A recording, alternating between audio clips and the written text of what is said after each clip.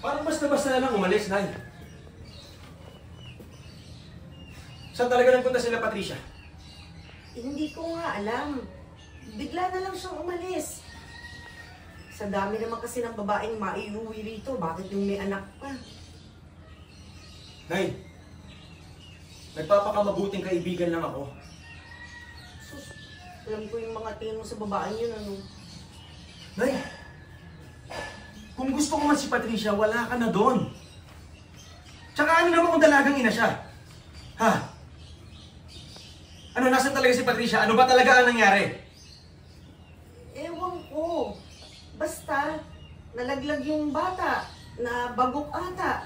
Baka sa ospital nagpunta. Ano?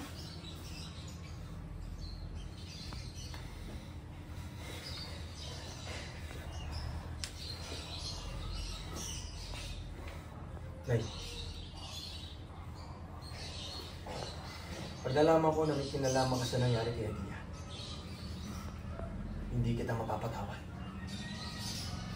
Uy,